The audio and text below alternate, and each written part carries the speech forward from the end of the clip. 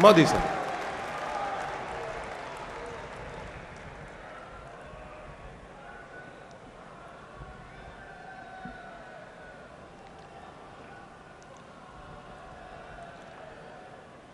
गुजरात के लोकप्रिय मुख्यमंत्री श्री भूपेंद्र भाई पटेल, केंद्र में मंत्रिपरिषद के मेरे साथी और जो जीवन भर अपने आप को शिक्षक के रूप में ही परिचय करवाते हैं, ऐसे पुरुषोत्तम रूपाला जी, पिछले चुनाव में भारत की संसद में पूरे देश में सबसे अधिक वोट पाकर के जीतने वाले श्रीमान सी.आर. पाटिल जी, गुजरात सरकार के मंत्रीगण, अखिल भारतीय प्राइमरी शिक्षक संघ के सभी सदस्यगण, देश के कोने कोने से आए सम्मानित शिक्षकगण, देवी और सज्जनों, आपने इतने स्नेह के साथ मुझे अखिल भारतीय प्राइमरी शिक्षक संघ के इस राष्ट्रीय अधिवेशन में बुलाया, इसके लिए मैं आपका आभारी हूं।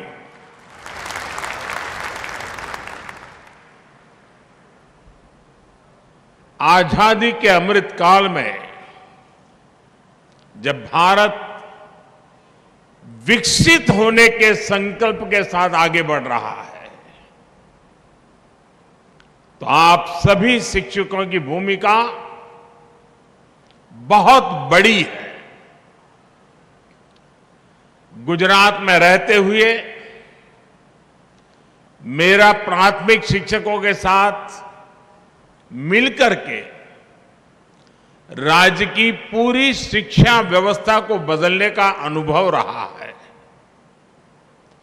एक जमाने में गुजरात में ड्रॉप आउट रेट, जैसा मुख्यमंत्री जी ने बताया, करीब करीब 40% आसपास हुआ करता था, और आज ये, जैसा मुख्यमंत्री जी ने बताया, 3% से भी कम रह गया है।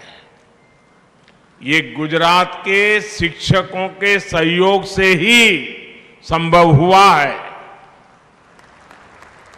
गुजरात में शिक्षकों के साथ मेरे जो अनुभव रहे, उसने राष्ट्रीय स्तर पर भी नीतियां बनाने में, पॉलिसी फ्रेमवर्क में हमारी काफी मदद की है।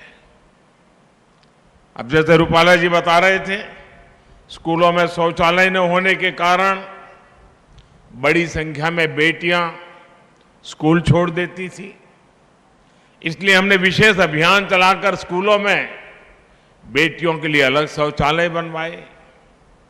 यहां गुजरात में तो एक जमाने में पूरे आदिवासी बेल्ट में, गुजरात का पूरा पूर्वी छोर जो है वो हमारे आदिवासी बंधुओं का बसेरा है एक प्रकार से। उस पूरे इलाके में, उमरगाम से अंबाजी, साइंस स्ट्रीम की पढ़ाई नहीं होती थी। आज शिक्षक न केवल वहां साइंस पढ़ा रहे हैं, बल्कि मेरे आदिवासी नौजवान बेटे बेटियां डॉक्टर और इंजीनियर भी बन रहे हैं। मैं कई बार प्रधानमंत्री के बाद जब भी मुझे विदेश जाने का एक दायित्व रहता है, जब भी जाता हूं, विदेश में इन नेताओं से जब मिलता हूं और वो जो बातें बताते हैं, यहां बैठा हुआ और इस बात को सुनने वाला हर शिक्षक गर्व अनुभव करेगा। मैं अपने अनुभव बताता हूं आपको। आमतौर पर विदेशों के नेताओं से जब मिलता हूं, तब उनके जीवन में भारतीय शिक्षकों का कितना बड़ा योगदान रहा है, बड़े गर्व के साथ वो वर्णन करते थे। मैं प्रधानमंत्री बनने के बाद मेरी पहली विदेश यात्रा भूटान में हुई और भूटान के राज परिवार के साथ जब मैं बैठा था तो वो गर्व से बताते थे, जो उनके सीनियर किंग है वो बता रहे थे कि मेरी पीढ़ी के जितने लोग भूटान में हैं उन सबको कोई न कोई हिंदुस्तान के शिक्षक ने पढ़ाया लिखाया है, और वो बड़े गर्व से कहते थे। ऐसे ही मैं जब सऊदी अरब गया, वहां के किंग बहुत वरिष्ठ और सम्मान्य महापुरुष हैं, मुझ पर उनका प्रेम भी बहुत है, लेकिन उनसे जब मैं बैठा तो बोले मैं तुझे बहुत प्यार करता हूं।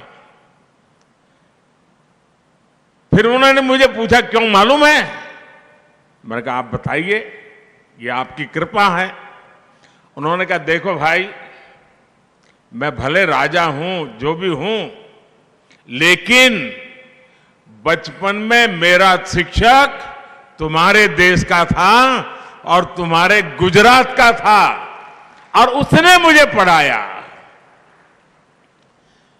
यानी इतने बड़े संपन्न देश के महापुरुष बातचीत में भारत के प्रधानमंत्री के से बात करते समय एक शिक्षक के योगदान की बात करना गौरव अनुभव कर रहे थे।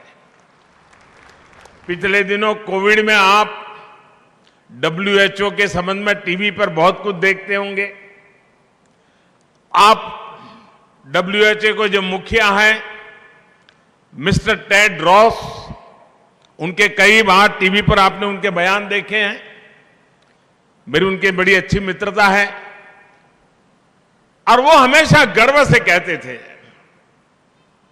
पिछले दिनों जामनगर आए थे, तब भी वो उसी गर्व के साथ दोबारा उल्लेख किया। उन्होंने कहा बचपन से मेरी जिंदगी के हर पड़ाव में कोई न कोई हिंदुस्तानी शिक्षक का योगदान रहा है।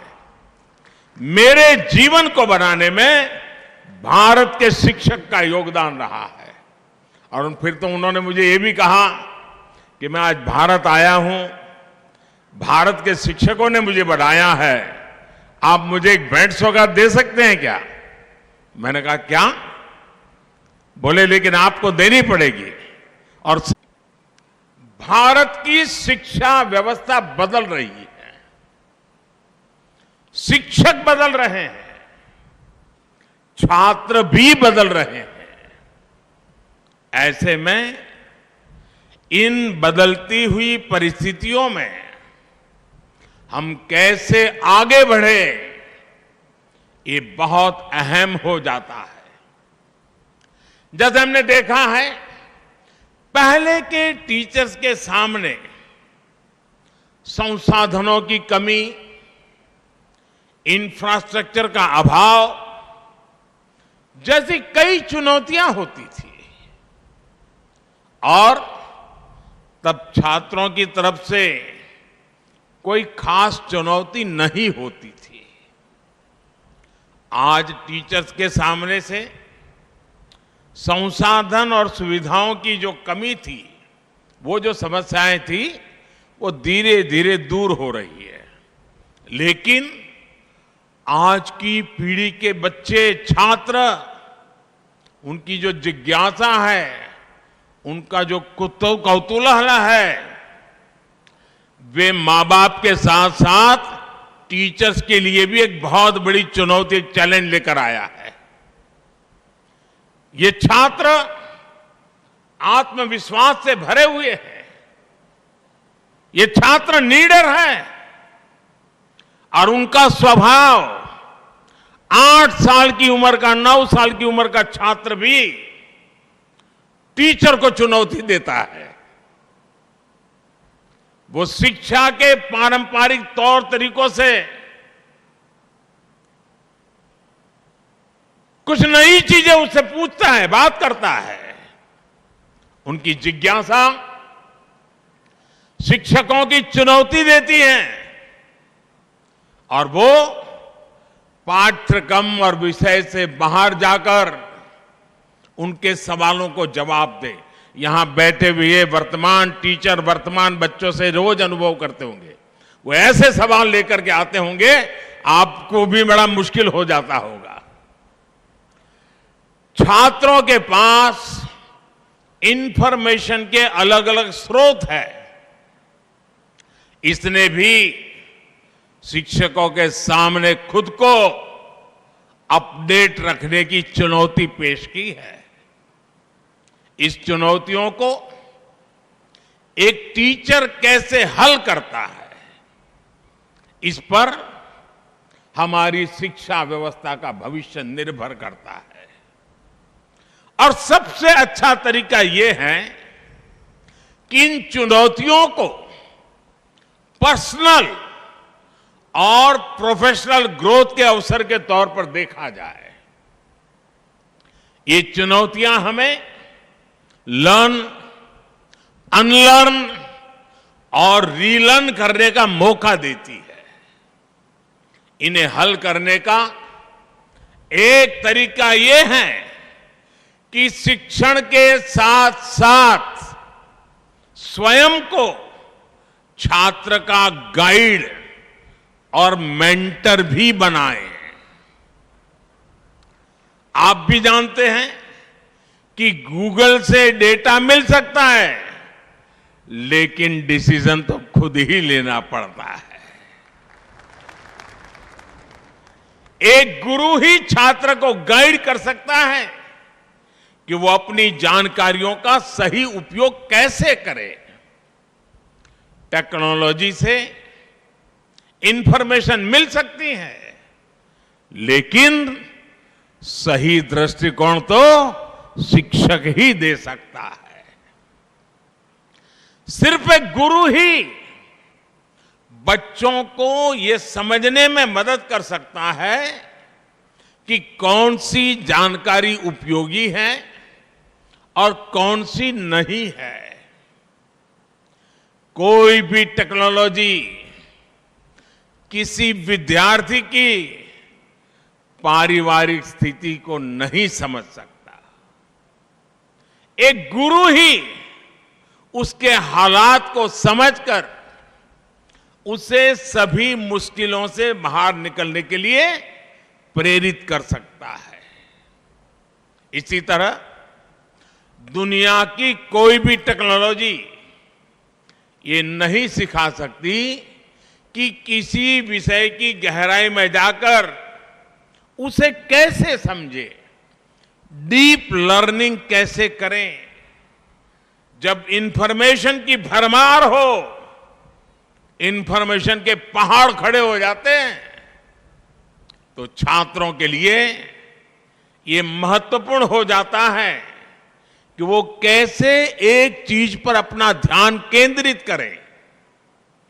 डीप लर्निंग और उसे लॉजिकल कंक्लूजन तक पहुंचाना, ये बहुत महत्वपूर्ण है। इसलिए आज 21वीं सदी के छात्र के जीवन में टीचर की भूमिका और ज्यादा बृहद हो गई है। और मैं तो आपसे भी कहना चाहूंगा, मैं आपको कोई उपदेश देने नहीं आया हूं और न ही मैं उपदेश दे सकता हूं, लेकिन आप पल भर के लिए ये भूल जाइए कि आप टीचर हैं। पल भर के लिए सोचिए कि आप किसी संतान की माताजी हैं या किसी संतान के पिताजी हैं। आप अपने बच्चे को कैसा चाहते हैं? आपके बच्चे के लिए आप क्या चाहते हैं? पहला जवाब मिलेगा साथियों, यहां से कोई इनकार नहीं कर सकता है। पहला जवाब मिलेगा, मैं भले टीचर हूं, हम माता पिता दोनों भले टीचर हैं, लेकिन हमारे बच्चों को अच्छा शिक्षक मिले, अच्छी शिक्षा मिले।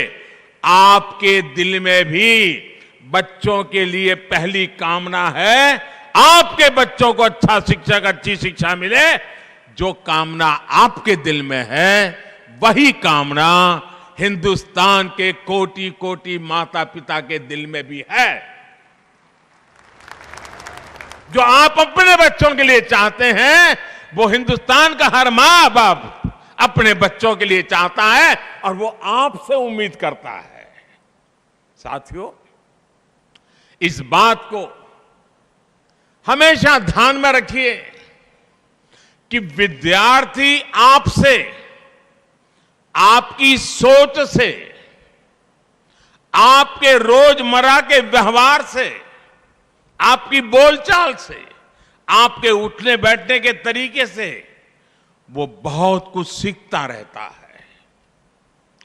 आप जो पढ़ा रहे हैं और छात्र जो आपसे सीख रहा है उसमें कभी कभी बहुत अंतर होता है। आप सोचते होंगे कि आप गणित, विज्ञान, इतिहास या कोई अन्य विषय पढ़ा रहे हैं, लेकिन छात्र आपसे सिर्फ वो विषय नहीं सीख रहा, वो ये भी सीख रहा है कि अपनी बात कैसे रखनी चाहिए। वो आपसे धैर्य रखने, दूसरों की मदद करने जैसे गुण भी सीख रहा है। आपको देखकर ही वो सीखता है कि सख्त छवि रखकर भी स्नेह कैसे जताया जा सकता है। निष्पक्ष रहने का गुण भी उसे शिक्षक से ही मिलता है। इसलिए प्राइमरी एजुकेशन का रोल बहुत इंपॉर्टेंट होता है। छोटे बच्चों के लिए टीचर परिवार से बाहर वो पहला व्यक्ति होता है जिसके साथ वो सबसे ज्यादा समय बिताता है। इसलिए आप सभी में इस दायित्व का एहसास भारत की आने वाली पीढ़ियों को बहुत मजबूत करेगा। साथियों, अभी आप जिन स्कूलों में कार्यरत हैं वहां नई राष्ट्रीय शिक्षा नीति या तो लागू हो चुकी होगी या फिर लागू होने वाली होगी। और मुझे गर्व है कि इस बार जो राष्ट्रीय शिक्षा नीति बनी है, देश के लाखों शिक्षकों ने उसको बनाने में कंट्रीब्यूशन किया है। शिक्षकों के परिश्रम में से ये पूरी शिक्षा नीति बन पाई है और इसके कारण सर्वदूर उसका स्वागत हुआ है।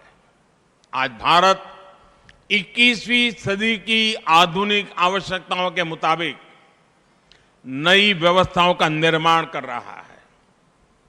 ये नई राष्ट्रीय शिक्षा नीति इसी को ध्यान में रखते हुए बनाई गई है। हम इतने वर्षों से स्कूलों में पढ़ाई के नाम पर अपने बच्चों को केवल किताबी ज्ञान दे रहे थे। नई राष्ट्रीय शिक्षा नीति उस पुरानी अप्रासंगिक व्यवस्था को परिवर्तित कर रही है। राष्ट्रीय शिक्षा नीति प्रैक्टिकल पर है, आधारित है। अब जैसे आपको और टीचिंग और लर्निंग, अब कहा जाता है टीचिंग का कालखंड पूरा हो गया, अब लर्निंग के ही द्वारा शिक्षा को आगे बढ़ाना है। अब जैसे आपको मिट्टी के बारे में कुछ बताना है, चाक के बारे में कुछ सिखाना है, अगर आप बच्चों को लेकर कुम्हार के घर जा सकते हैं, आप कुम्हार के घर जाएंगे तो उन्हें बहुत सी चीजें देखने को मिलेगी। किन परिस्थितियों में कुम्हार रहते हैं, कितनी मेहनत करते हैं, एक व्यक्ति गरीबी से बाहर आने के लिए कितने प्रयास कर रहा है, और इससे बच्चों में संवेदनशीलता जगेगी। मिट्टी से कैसे सुराही बनती है, मटके बनते हैं, घड़े बनते हैं, बच्चे ये सब देखेंगे। अलग अलग तरह की मिट्टी कैसी होती है, ये सारी चीजें प्रत्यक्ष नजर आएगी। ऐसी प्रैक्टिकल अप्रोच राष्ट्रीय शिक्षा नीति का बहुत प्रमुख तत्व है। साथियों, अनोखे प्रयोग करने वाले और टीचिंग और लर्निंग का डिबेट तो इन दिनों सुनने को मिलता है, लेकिन मैं अपने बचपन की एक घटना आपको बताता हूं। मुझे मेरे अपने एक शिक्षक याद आ जा रहे हैं, मेरे प्राइमरी शिक्षक। वो शाम को जब स्कूल से घर जाना होता था तो बच्चों को कुछ न कुछ काम देते थे, और होमवर्क वाला नहीं, कुछ और ही काम देते थे। जैसे वो कहते थे, अच्छा भाई तुम ऐसा करना, कल 10 चावल लेकर के आ जाना। दूसरे को कहते थे तुम 10 मूंग के दाने ले आना। तीसरे को कहते थे तुम तूर की दाल 10 लेके आना। चौथे को कहते थे तुम 10 चने ले आना। हरे से कुछ न कुछ ऐसा 10-10 मंगवाते थे। उस बच्चा घर जाते याद रखता था, मुझे 10 लाना है, 10 लाना है, 10 नंबर फिक्स हो जाता था। फिर मुझे गेहूं लाना है कि चावल लाना है, तो उसके दिमाग में घर जाते पहले अपनी मां से कह देता था, मुझे कल टीचर ने कहा ये ले जाना है। सुबह तक उसके दिमाग में वो चावल और 10, चावल और 10 ये बना रहता था। लेकिन क्लास में जब हम जाते थे तो हमारे टीचर उन सबको इकट्ठा कर देते थे और फिर सबको कहते थे, अलग अलग लोगों को, अच्छा भाई तुम ऐसा करो, इसमें से 5 मूंग निकालो। दूसरे कहते तुम 3 चने निकालो। तीसरे को कहते, यानी वो चने को पहचानना लग जाता है, वो मूंग को पहचानता है, उसको नंबर याद रहा। यानी एक ऐसी उनकी प्रैक्टिकल व्यवस्था थी, हमारे लिए बड़ा अजब लगता था, लेकिन वो सिखाने का उनका तरीका था। जब हम 1 साल पूरा हो गया, अगले साल गए तो भी वही टीचर थे, तो उन्होंने फिर से वही कहा। तब मेरा जैसा जरा सवाल पूछने का आदी था मैं, तो मैंने कहा साहब पिछले साल आपने ये करवाया था, दोबारा क्यों करवा रहे हो? बोले चुप रहे, तुम्हारा काम करो। ठीक है, जो कहा हम लेकर के आ गए। लेकिन दूसरे साल उन्होंने बदल दिया। उन्होंने हर एक की आंख पर पट्टी बांध दी और उन्होंने कहा, स्पर्श से तुम तय करो मूंग कौन सा है, चना कौन सा है, और स्पर्श वाली इंद्रिय की क्या सामर्थ्य है, उसकी शिक्षा उन्होंने बड़ी सरलता से दे दी थी। दोस्तों, एक टीचर जब आपके अंदर इन्वॉल्व हो जाता है तो कैसे करता है, ये मैं अपना अनुभव बताता हूं। आप कल्पना कर सकते हैं इस एक एक्टिविटी से हमें कितना लाभ होता था। हमें गिनती के बारे में पता चला, हमें दालों के बारे में पता चला, हमें रंगों के बारे में पता चला। तो वो इस तरह से हमें प्रैक्टिकल ज्ञान के साथ हमारी पढ़ाई कराते थे। प्रैक्टिकल के साथ पढ़ाई, यही नेशनल एजुकेशन पॉलिसी की मूल भावना भी है, और इसे जमीन पर उतारने की जिम्मेदारी आप सबको निभानी ही है। साथियों, राष्ट्रीय शिक्षा नीति में जो एक बड़ा प्रावधान किया गया है, वो हमारे गांव, देहात और छोटे शहरों को शिक्षकों की बहुत मदद करने वाला है। ये प्रावधान है मातृभाषा में पढ़ाई का। हमारे देश में अंग्रेजों ने 250 साल राज किया, लेकिन फिर भी अंग्रेजी भाषा एक वर्ग तक ही सीमित रही थी। दुर्भाग्य से आजादी के बाद ऐसी व्यवस्था बनी कि अंग्रेजी भाषा में ही शिक्षण को प्राथमिकता मिलने लगी। माता पिता भी बच्चों को अंग्रेजी भाषा में पढ़ाने के लिए प्रेरित होने लगे। इसका नुकसान मेरे टीचर यूनियन ने कभी इस पर सोचा है कि नहीं सोचा है मुझे मालूम नहीं है। आज मैं आपको बता रहा हूं, जिस समय आप सोचेंगे इस विषय पर, इस सरकार की जितनी तारीफ करेंगे उतनी कम होगी। क्या हुआ? जब ये अंग्रेजी चलने लगा तो गांव, देहात और गरीब परिवार के हमारे उन लाखों शिक्षकों को, जो कि मातृभाषा में पढ़कर निकल रहे थे, वो कितने ही अच्छे शिक्षक हो, लेकिन उनको अंग्रेजी सीखने का अवसर नहीं मिला था। अब उनके लिए नौकरी का खतरा मंडराने लग गया, क्योंकि अंग्रेजी का माहौल चल गया। आपकी नौकरी और आप जैसे साथियों की भविष्य में भी नौकरी निश्चित करने के लिए हमने मातृभाषा में शिक्षा पर बल दिया है, जो मेरे शिक्षक के जीवन को बचाने वाला है। दशकों से हमारे देश में यही चलता रहा था, लेकिन अब राष्ट्रीय शिक्षा नीति मातृभाषा में शिक्षण को बढ़ावा देती है। इसका बहुत बड़ा लाभ आपको मिलेगा।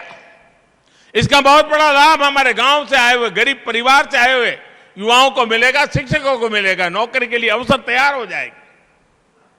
साथियों, शिक्षकों से जुड़ी चुनौतियों के बीच आज हमें समाज में ऐसा माहौल बनाने की भी जरूरत है जिसमें लोग शिक्षक बनने के लिए स्वेच्छा से आगे आए।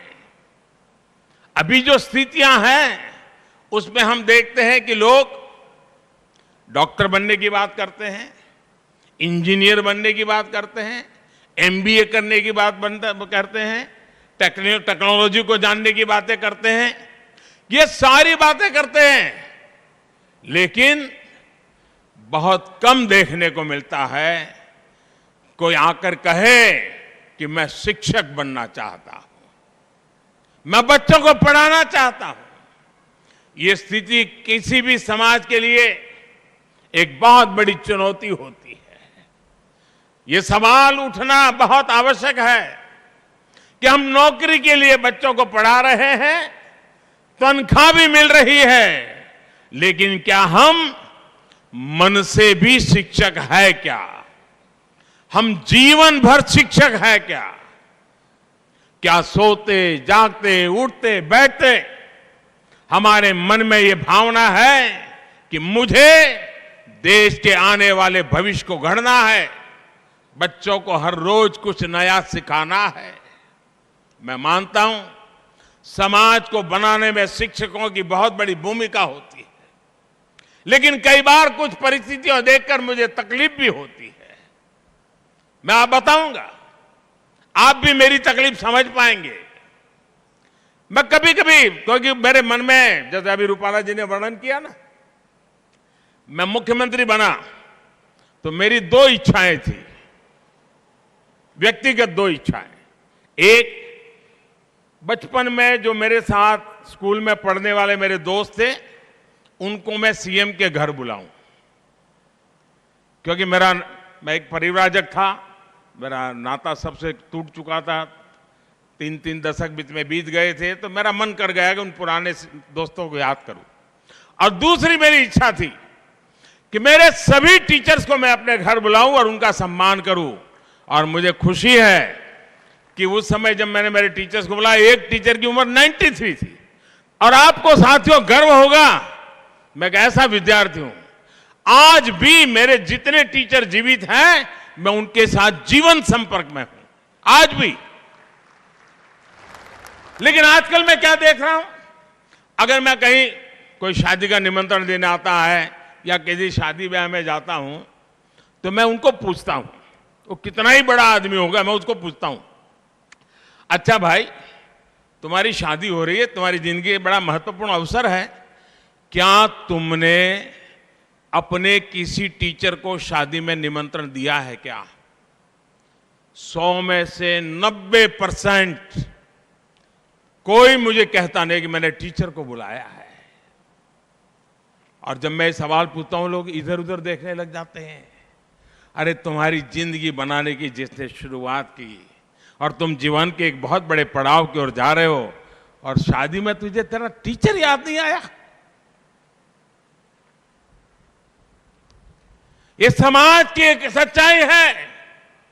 और ऐसा क्यों हो रहा है, ये हम सबको सोचना चाहिए। और इस सच्चाई का एक और पहलू है, जैसे मैं ऐसे लोगों को पूछता हूं विद्यार्थी के बारे में, तो मैं टीचर को भी पूछता हूं।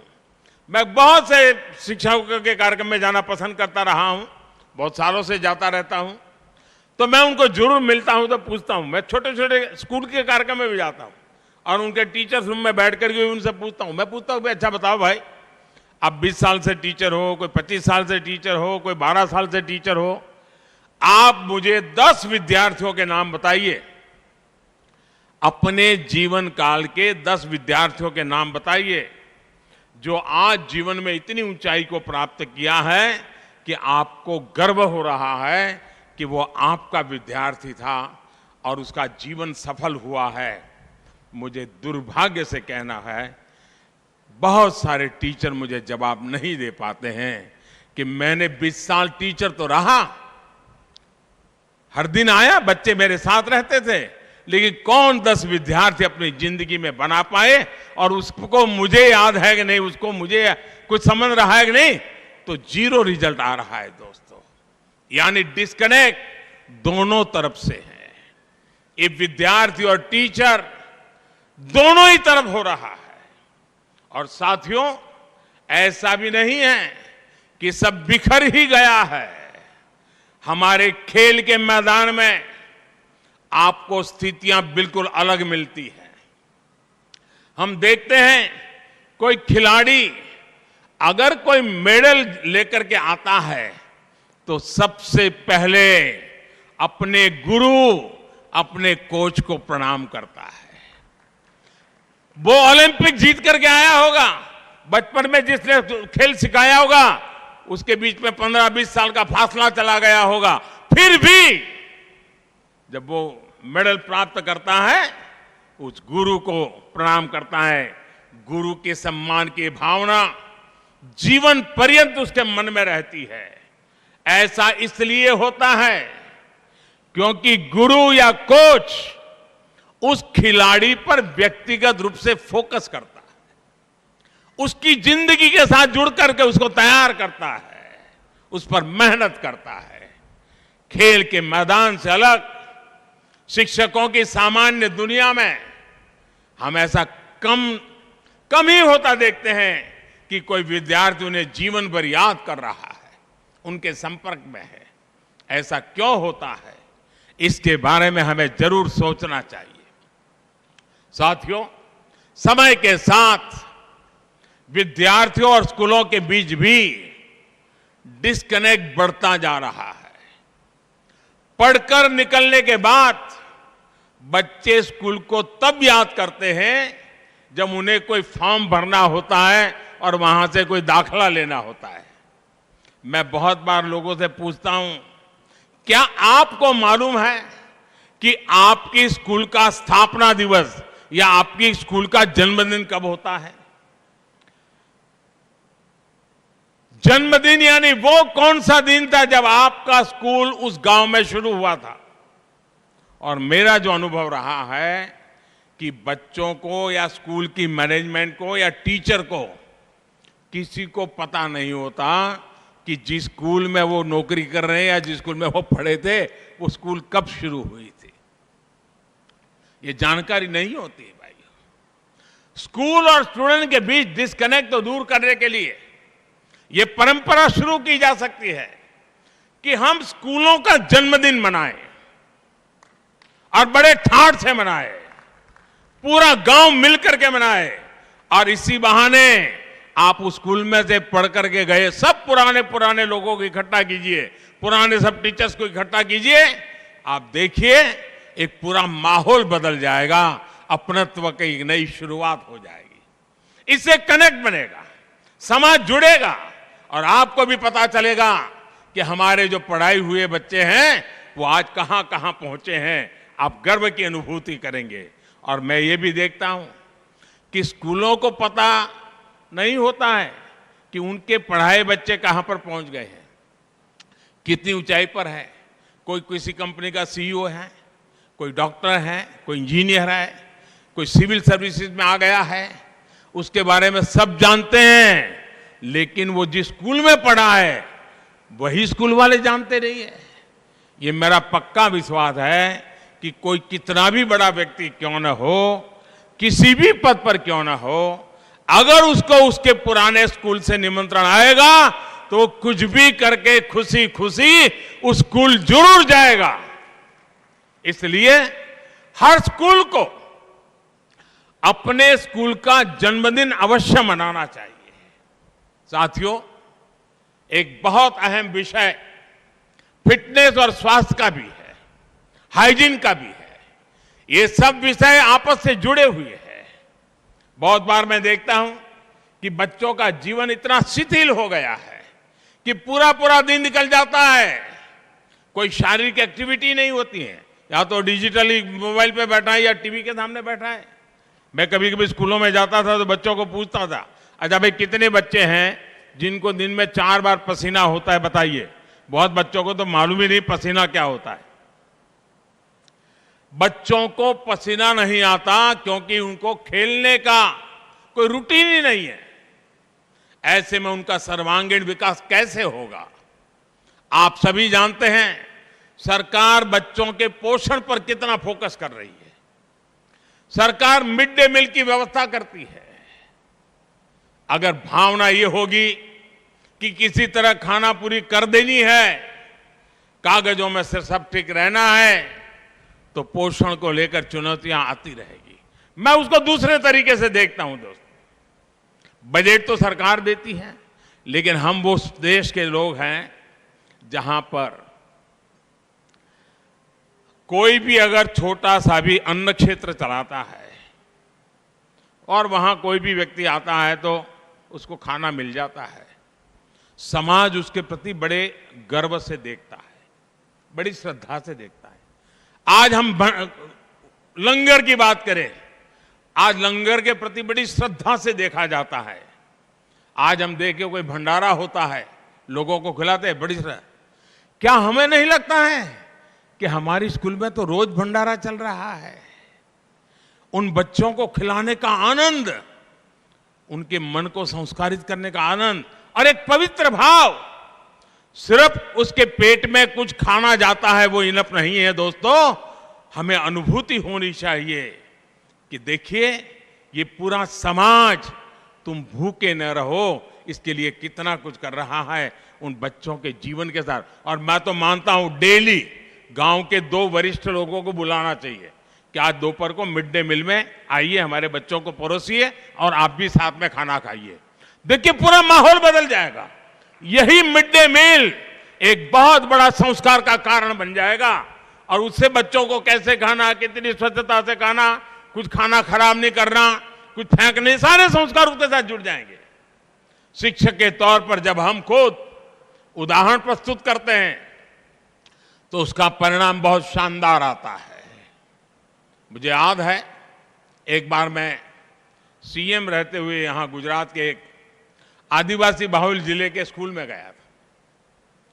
अब मैं वहां गया, मैंने देखा जो बच्चे थे बड़े साफ सुथरे थे और हर एक के ऊपर एकदम, जो छोटे बच्चे थे, पिन से एक हैंडकरचिप लटका हुआ था। तो और उन बच्चों को सिखाया गया था कि उसको हाथ साफ करना है, नाक साफ करना है, और वो करते थे। और जब स्कूल पूरा होता था तो जो टीचर थी वो सब उनसे निकाल लेती थी, घर ले जाकर के धो करके दूसरे दिन ला करके फिर लगा देती थी। और मैंने जब जानकारी पाई, अपने यहाँ तो मालूम है, हमारे यहाँ गुजरात में तो खास है कि पुराने कपड़े बेच करके बर्तन लेते हैं, खरीदते हैं बर्तन। वो महिला गरीब थी लेकिन अपनी साड़ी बेचती नहीं थी। वो साड़ी को काट करके हैंडकरचिप बनाती थी और बच्चों को लगाती थी। अब देखिए एक शिक्षिका अपने पुरानी साड़ी के टुकड़ों से उस बच्चों को कितना संस्कार दे रही थी, जो उसकी ड्यूटी का हिस्सा नहीं था। उसने सेंस ऑफ हाइजीन, उस आदिवासी इलाके की मां की बात कर रहा हूं मैं, भाइयों बहनों, सेंस ऑफ हाइजीन। और मैं वैसे एक और स्कूल की बात मैं बताऊं, मैं एक स्कूल में गया तो स्कूल में झोपड़ी जैसी स्कूल थी, वो बड़ी स्कूल नहीं थी, आदिवासी क्षेत्र था। तो शीशा एक लगा था, मिरर लगा था, आईना, 2 बाय 2 का आईना होगा। उस टीचर ने नियम बनाया था, जो भी स्कूल आएगा पहले आईने के सामने 5 सेकंड खड़ा रहेगा, खुद को देखेगा, फिर क्लास में जाएगा। उस एकमात्र से प्रयोग से जो भी बच्चा आता था तुरंत उसके सामने अपना बाल ठीक करता था, उसका स्वाभिमान जग जाता था। उसको लगता था मुझे ऐसे रहना चाहिए। बदलाव लाने का काम टीचर कितना अद्भुत तरीके से करते हैं, ऐसे सैकड़ों उदाहरण हमारे सामने हैं। साथियों, आप कल्पना कर सकते हैं आपका एक छोटा सा प्रयास कितने बड़े परिवर्तन ला सकता है। मैं आपको कितने ही उदाहरण दे सकता हूं जो मैंने खुद भी आप शिक्षकों के बीच रहते हुए देखे हैं, जाने हैं, सीखे हैं। लेकिन समय का अभाव है, इसलिए मैं अपनी बात को लंबा नहीं खींच रहा हूं। मैं मेरी वाणी को विराम देता हूं। मुझे विश्वास है हमारी परंपरा ने गुरु को जो स्थान दिया है, आप सभी उस गरिमा को, उस गौरव को, उस महान परंपरा को आगे बढ़ाएंगे, नए भारत का सपना पूरा करेंगे। इसी विश्वास के साथ आप सभी का मैं बहुत बहुत धन्यवाद करता हूं और बहुत बहुत शुभकामनाएं देता हूं। नमस्कार।